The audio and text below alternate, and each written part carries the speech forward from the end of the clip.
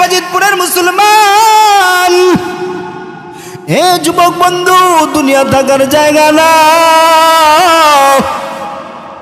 আল্লাহ বলেন দুনিয়া যেহেতু থাকার জায়গা না, দুনিয়ার জমিন থেকে বিদায় নিতে হবে।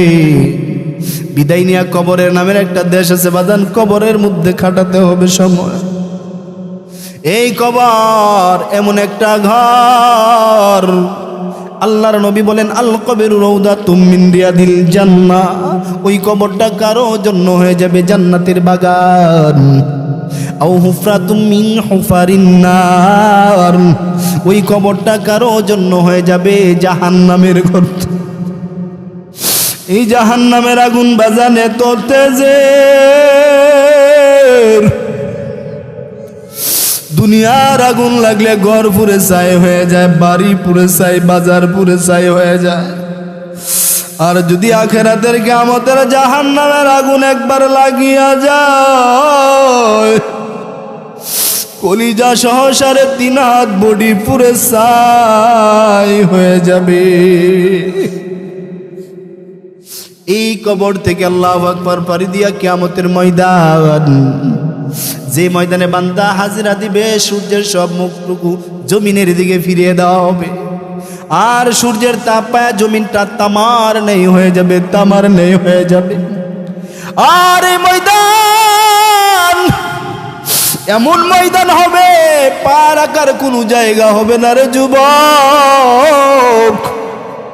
পা রাখতে দেরি হবে, গলিয়া গলিয়া পড়তে দেরি হবে না।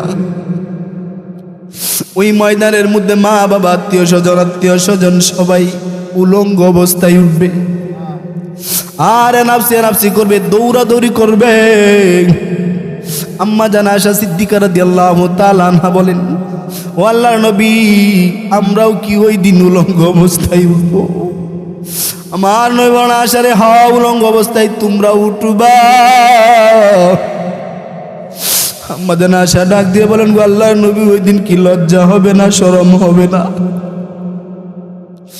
আল্লাহর নবী সাল্লাল্লাহু আলাইহি সাল্লাম বলেন, আশারে একসাথে মনে করো 10টা 20টা অনেক বাড়ি আছে, একসাথে সব বাড়ির মধ্যে যদি আগুন ধরিয়া যায়, ওই সব বাড়ির মানুষের গায়ের মধ্যে যদি আগুন ধরিয়া যায়, মানুষ বাঁচার জন্য দৌড়াবে, বাঁচার জন্য চিল্লা পাল্লা করবে।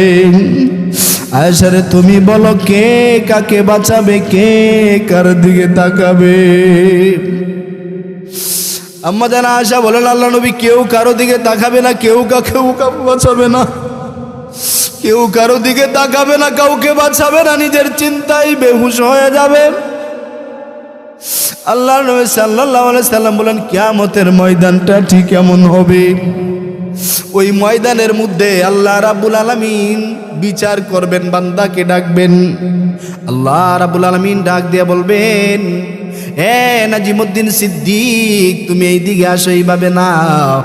আল্লাহ বলবে, নাজিমুদ্দিন সিদ্দিকের আত্মাকে ডাকবে, আত্মাকে ডাকবে।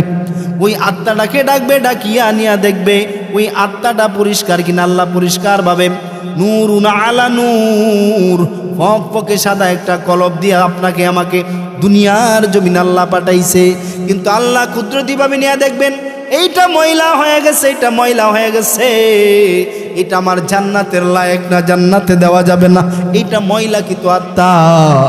আল্লাহ ফেরেশতাদেরকে ডাক দেয়া বলবেন, ফেরেশতা রে, এই আত্মার আমি মাওলার জান্নাতে জায়গা হবে না। এই আত্মাটাকে নিয়ে জাহান্নামের আগুন দিয়া জ্বালাও, এই আত্মাটাকে জাহান্নামের আগুন দিয়া পুরাও, জাহান্নামের আগুন দিয়া জ্বালাইয়া পুরাইয়া পুরাইয়া পুরাইয়া গলাইয়া তারপরে পরিষ্কার করে নিয়ে আয়। বাজার যুবক বন্ধু, কে পারবেন এই গলাগুলি সহ্য করতে? না না, পারা যাবে না। আল্লাহু আকবার। আল্লাহ বলেন, ওই কিয়ামতের দিন তারাই নাজাত পাবে, তারা জান্নাতের মেহমান হবে যারা ইল্লা মান আতাল্লাহ বিকলবিন সালিম, যারা কলবে সালিম, পরিষ্কার আত্মা নিয়া যারা আমার মাওলার দরবারে হাজিরা দিতে পারবে, তারা নাজাত পাইয়া মাওলার জান্নাতে চলে যাবে।